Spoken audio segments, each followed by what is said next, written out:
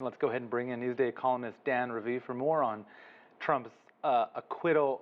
First, Dan, this seems like a lot in 1 week, but this was actually the shortest impeachment trial we've ever had. Are you surprised by the speed? Roee, I'm very struck by this statement from the former president at Mar-a-Lago, his estate and private club in Palm Beach, Florida, where he's obviously claiming victory. In fact, he mentions that 74 million people voted for him. He says that is his movement, and the movement to make America great again has only just begun.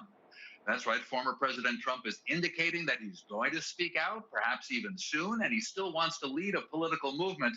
That's why it's very important what we heard in Toby's report, that Mitch McConnell, the leader of the Republicans in the Senate, he does blame Donald Trump for the violence, for the events of January 6th. McConnell claims that it just didn't seem constitutional to impeach a former president because you can't remove him from office.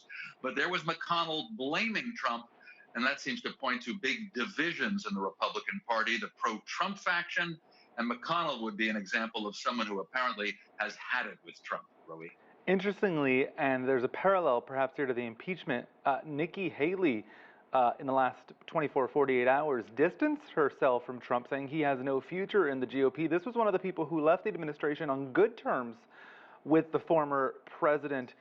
What do you expect going forward for the Republican Party? Well, I do think that there will be two factions, but I don't think they'll break into two parties. They'll have to make a decision, maybe in time for the midterm elections, with, of course, all the House seats up for grabs again in November, and not this year, but next year, 2022, and certainly by the presidential election of 2024. Donald Trump himself, someone pro-Trump, or Nikki Haley will definitely put herself forward as a candidate, and she has now made her decision that Trump is old news, not good for the party. There are a lot of Republicans, however, who say 74 million voters for Trump. You still want to keep them. It's a difficult balancing act for them. Democrats point out, of course, they got a lot more votes, 81 million.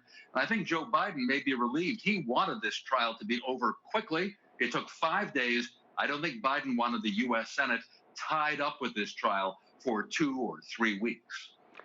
Speaking of a delicate balancing act, you alluded there to what Mitch McConnell is doing, but that's really angered Nancy Pelosi, the House Speaker, the leading Democrat on the House side, one of the most powerful politicians in Washington.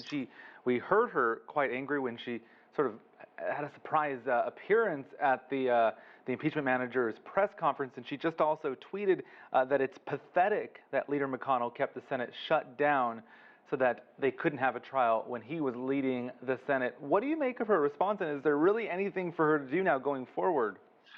Well, Roee, it does affect how the leaders of the two parties get along on Capitol Hill. But keep in mind, the majority leader in the Senate is now her friend and fellow Democrat, Chuck Schumer. Schumer now the majority leader, just barely. 50 senators for the Democrats, 50 for the Republicans, but the Democrats have Vice President Kamala Harris as the tie-breaking vote. So you could say, what's the difference? It's an interesting soap opera of human relations, but I think Pelosi, of course, wanted to look strong. Don't forget, those are old leaders. They're still around, of course. Mitch McConnell, Republican, 78 years old. Nancy Pelosi, about 3 years older than that, but she has tried to show that she is still feisty. And the team of President Biden, Nancy Pelosi in the House, Chuck Schumer in the Senate, they are committed to getting things done. And that means just go right past this trial. It's over. It was fascinating.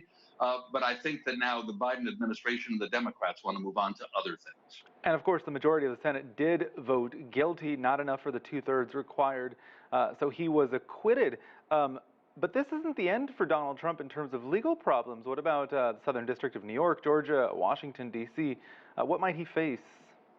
That's worth pointing out. You're quite right. In Georgia, there's an investigation considering whether to charge him with trying to interfere in the election results of this past November, when he was still president, making a phone call, putting pressure on election officials in Georgia. Might he be charged with some crime now that he's a private citizen? Maybe. In New York State, the Attorney General, Tish James, a Democrat, she's made it pretty clear that she's investigating Donald Trump and the Trump Organization, his real estate company, for possible criminal violations. So he could have trouble That in general will look like negative publicity, but don't forget, if you're a pro-Trump activist, you will still take Trump's side and claim that he's being unfairly picked on.